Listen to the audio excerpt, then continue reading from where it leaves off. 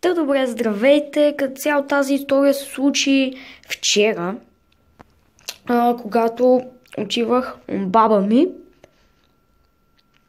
Та да, аз си снимах клипче, докато вървях, защото трябваше да довърша едно нещо в един клип, който сигурно сте видяли в другия ми канал за влоговете. Та да, и трябваше да довърша това видео, защото бях забрала да кажа нещо важно.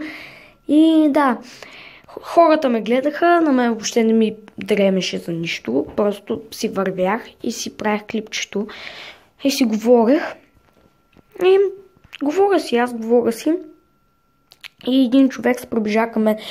И аз викам, нали, окей, и сега ще спра да снимам, защото човека да не ме гледа странно тук, да се чуди какво правя.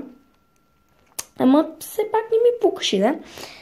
Та да, и той човек дойде при мен и ми казва, момче, какво правиш? И аз викам, what the fuck, какво да правя, господине, смисъл, снимам видео, не може ли? И той ми каза, започна да ми казва, как е било престъпление да правиш видеа на улицата. Възможно най-тъпото нещо, което някой ми е казал. Ти знаеш, той постоянно ми каза, ти знаеш ли сега кой съм аз, сега как ще ида в полицията, да кажа, че ти снимаш клипове навънка.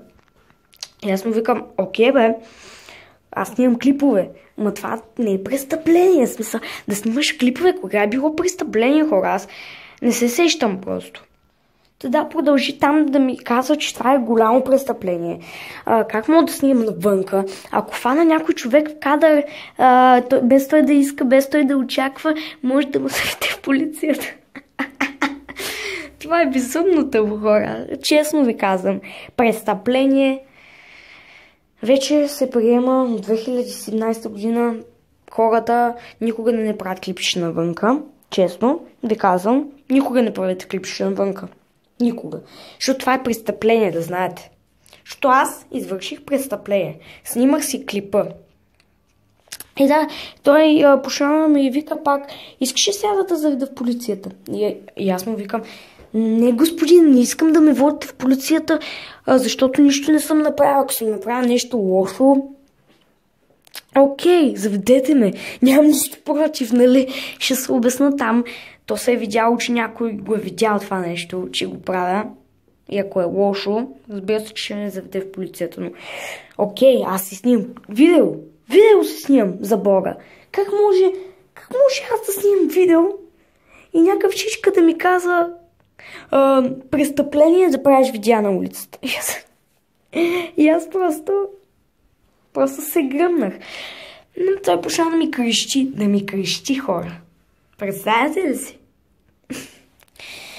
И тогава почна да ми крещи, поче ако те видя да снимаш видеа на улицата, наистина вече ще те заведа в полицията. И аз реших да покажа колко съм отворен, въпреки че отвътре се насирах, но това е отделен въпрос. Да, и почнах да му казвам, вие нормален ли сте, бе? Имате ли връзка с главния мозък? Така му говоря, хора. Така му говоря просто. Имате ли връзка с главния мозък? Какво става с вас? Как? От кога е престъпление да си правим видеята навънка? В смисъл, това е безумно тъпо, нали? Защото кой нормален човек ще дойде да ти каже, че не можеш да ти правиш видеята навънка? What the fuck? И започнах пак, вие не сте нормален, вие мозък нямате, не сте ли виждали други хора да снимат на пътя? И той си замълча човека. Горкия човечец. Като цяло, като се сетя за тази история, ми става много смешно. От вчера след това ми е в главата. Тогава почна си върви нататък, так му минаше един мой приятел. И ми вика, какво става, бе? Защо се карам с този човек?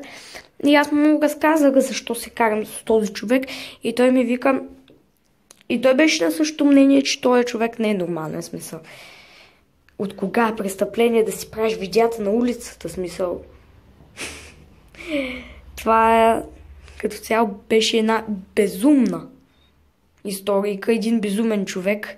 Да, ако тази историйка ви е харесала и искате още, дайте един лайк. Имам още много истории, които да ви разказвам. Много. И ако ви харесват, дайте лайк, коментирайте, абонирайте се. Между другото искам да кажа едно нещо. За тези, които гледат клипа. Значи, отдолу в описанието ще има линк към един канал. Искам да идете да се абонирате. Правя реалити сериал за живота в Карлово. В смисъл, да. С едни мои приятели, с едни хора други. Teda като цяло правим сериал реалити. Да, търсим хора. Ако сте от Карлово и сте над 10 години, може да се запишете. Отдолу също така ще има Facebook страницата ми. Може да се запишете. И ако сте от Карлово, ще ви приемам за участие. Да, чао!